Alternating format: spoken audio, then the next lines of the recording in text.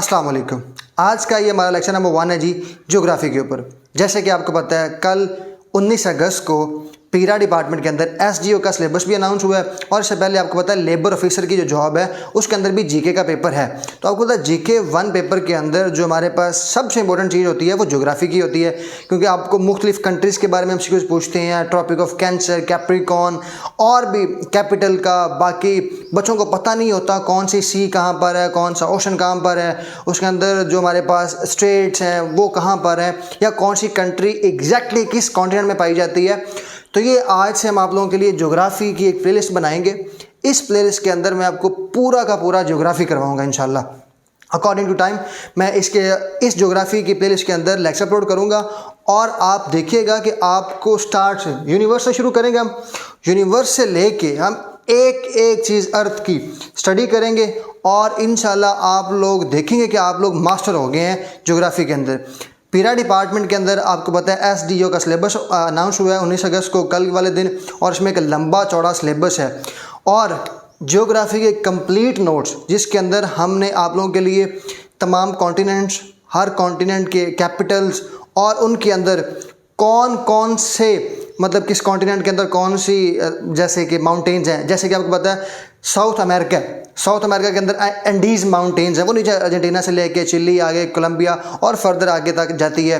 तो आपको पता चल जाएगा जी एंडीज़ जो साउथ अमेरिका के अंदर है। और उसके बाद फर्दर बड़े होलिस्टिकली और मिनिमलिस्टिक नोट्स बनाए हैं जिसके अंदर आप लोग कंप्लीट अपने ज्योग्राफी को तैयार कर सकेंगे और आपको ज्योग्राफी के अंदर कोई भी क्वेश्चन आ जाता है तो आपको कभी परेशानी नहीं होगी।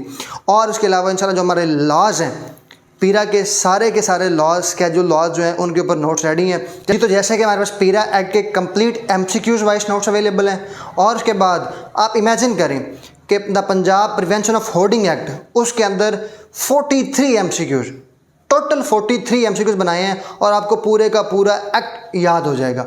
और एक ही वीडियो के अंदर आपको पूरा का पूरा the Punjab prevention of hoarding act आ जाएगा और उसके अंदर जो नोट्स हमने बनाए हैं वो सिर्फ और सिर्फ 43 एमसीक्यूज हैं और आपको पूरे का पूरा एक्ट तैयार हो जाएगा और आपको कभी भी किसी और चीज़ की जरूरत नहीं पड़ेगी। तो बगैर किसी देर के शुरू करते हैं जी। अगर आप नोट्स लेना चाहते हैं तो ये स्क्रीन पे नंबर शो हो रहे हैं, आप इस नंबर पे व्हाट्सएप पे रब्ता करके आप नोट्स ले सकते हैं और आप अपनी तैयारी को फास्टली तरीके से लेके चल सकते हैं। सबसे पहले जी, जियो का मतलब होता है अर्थ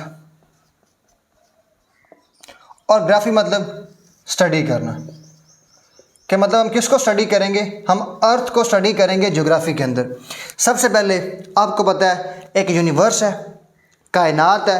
यूनिवर्स के अंदर हमारे पास होती है गैलेक्सीज, नंबर ऑफ गैलेक्सीज जो हमारी यूनिवर्स है इसके अंदर बेशुमार। इस यूनिवर्स के अंदर मिलियंस ऑफ गैलेक्सीज पाई जाती हैं और आपको पता है इस जो सारी गैलेक्सीज है उसके अंदर एक हमारी जिसके अंदर हमारी अर्थ मौजूद है वो एक गैलेक्सी है जी, उसे हम कहते हैं मिल्की वे। मिल्की वे गैलेक्सी। अब देखें जी, जितनी भी गैलेक्सीज हैं उसके अंदर बहुत सारी गैलेक्सीज हैं, मिलियन ऑफ गैलेक्सीज हैं, उसके अंदर एक गैलेक्सी है मिल्की वे। अब ये जो गैलेक्सी है जिसको हमने मिल्की वे का नाम दिया है इसके अंदर हमारी अर्थ मौजूद है। अब देखें जी, मिल्की वे गैलेक्सी है। अब किसी एक गैलेक्सीज के बहुत सारे हिस्से होते हैं, बहुत सारे आर्म्स होते हैं। तो जिस आर्म्स के अंदर हमारी ज़मीन है उसको कहते हैं ओरियन आर्म। क्या नाम उसका? ओरियन आर्म उसे कहते हैं, या फिर उसे हम लोकल आर्म कहते हैं, या फिर ओरियन स्पर भी कहते हैं। अब आपने याद रखना है यूनिवर्स है, उसके अंदर गैलेक्सीज हैं, बहुत सारी गैलेक्सीज हैं। जिस गैलेक्सी के अंदर हमारी ज़मीन है, हमारा सूरज है जो अभी करंटली है, उसका नाम है मिल्की वे गैलेक्सी। अब गैलेक्सीज के बहुत सारे छोटे छोटे हिस्से होते हैं, बहुत सारे पार्ट्स होते हैं। जैसे फ़र्ज़ करें जी एक बैग है, उसके अंदर मुख्तलिफ तरह की बुक्स होती हैं, मैथ, इंग्लिश, उर्दू, इस्लामियत। अब वो सारे उसके हिस्से हैं। वैसे ही हमारे पास गैलेक्सी के बहुत सारे हिस्से होते हैं, बहुत सारे उसके आर्म्स होते हैं। तो जिस आर्म के अंदर हमारी ज़मीन है, हमारा सोलर सिस्टम है, उसको कहते हैं हम ओरियन आर्म या फिर लोकल आर्म या फिर हम ओरियन स्पर भी कहते हैं। ये इसके तीनों नाम हो सकते हैं। कोई भी एमसीक्यूज़ में आ जाए तो आपने परेशान नहीं होना। उसके बाद जी सोलर सिस्टम। अब ये जो आर्म है, ये जो ओरियन स्पर्म है, ओरियन आर्म है, इसके अंदर है जी हमारा सोलर सिस्टम। सोलर सिस्टम क्या होता है? सोलर सिस्टम होता है जिसके सेंटर में बिल्कुल सन होता है और इसके गिर्द बाकी सेलेस्टियल ऑब्जेक्ट्स जितने भी होते हैं वो उसके गिर्द रिवॉल्व कर रहे होते हैं, जिसमें हमारे पास अर्थ है, बाकी और जितने भी जो हमारे पास बॉडीज़ हैं, जो हेवनली बॉडीज़ हैं, इसके गिर्द रिवॉल्व कर रही हैं। तो ये हमारे पास सन होगा और उसके गिर्द जितने भी सारे ऑब्जेक्ट्स रिवॉल्व कर रहे होंगे तो ये हमारे पास सोलर सिस्टम बनता है।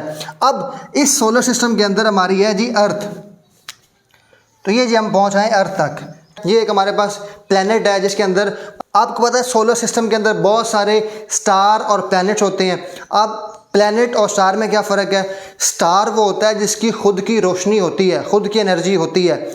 जैसे सन है, ये एक स्टार है, इसकी अपनी रोशनी है। इसकी सन की जो ज़मीन के सन की जो सरफेस है, सन की जो सरफेस के ऊपर बहुत ज़्यादा सारे एट अ सेम टाइम पे धमाके हो रहे होते हैं। सन की सरफेस के ऊपर और फ्यूजन रिएक्शन हो रहे होते हैं और वहाँ से बहुत सारी तादाद में हीट और रोशनी निकल रही होती है। तो सन क्या है? कि स्टार है। और दूसरी तरफ होते हैं प्लैनेट जिसकी अपनी रोशनी नहीं होती, जो सन से रोशनी लेते हैं या किसी दूसरे ऑब्जेक्ट से रोशनी लेते हैं, तो वो हमारे पास कहलाते हैं प्लैनेट। फ़र्ज़ करें जी यहाँ पर हमारे पास है जी अर्थ, और फ़र्ज़ करें ये जी हमारे पास है मून। अब मून क्या स्टार है या प्लैनेट है? ये आपने मुझे कमेंट में बताना है। देखें जी, हमें तो लगता है ना कि रात को जब चांद चमकता है तो उसकी अपनी रोशनी होगी, हालांकि चांद की अपनी रोशनी नहीं होती। जो चांद है ना जी, वो भी किससे रोशनी लेता है? वो भी सन से लेता है। सन से रोशनी जाती है, फिर से रिफ्लेक्ट होकर बाकी जितने भी ऑब्जेक्ट उनके ऊपर जाती है। वैसे ही अब ये जो सन है ये एक स्टार है और ये अपनी रोशनी चारों तरफ फैला रहा है और जिसके ऊपर पड़ रही है और ये जाके मून के ऊपर पड़ रही है और अर्थ के ऊपर भी पड़ रही है। अब इनकी अपनी रोशनी नहीं है। अगर सूरज ना हो, सूरज की रोशनी ना हो, तो इनकी अपनी कोई रोशनी नहीं है, बिल्कुल ब्लैक हो जाएंगे। जैसे अर्थ ब्लैक हो जाएगी, जैसे रात को सूरज की रोशनी अगर हमारे ऊपर नहीं पड़ रही होती, जो अर्थ का हमारे वाला हिस्सा है, तो वहाँ पर रात होती है, वैसे ही अगर इन पर ना पड़े तो ये बिल्कुल ब्लैक हो जाएंगे, इनके ऊपर कोई रोशनी नहीं होगी।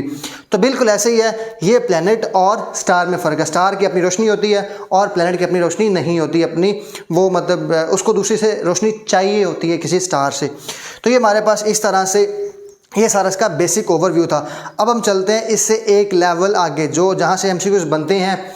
Latitude, longitude, Tropic of Cancer, Tropic of Capricorn क्या होते हैं, जीएमटी क्या होता है, इक्वेटर क्या होता है, प्राइम मेरिडियन क्या होता है। इस लेक्चर के अंदर इंशाल्लाह मैं आपको कंप्लीट टाइम जोन्स के बारे में अंडरस्टैंडिंग करवाऊंगा और आपको पता चल जाएगा कि चीज़ें कैसे लेके आपने चलनी हैं।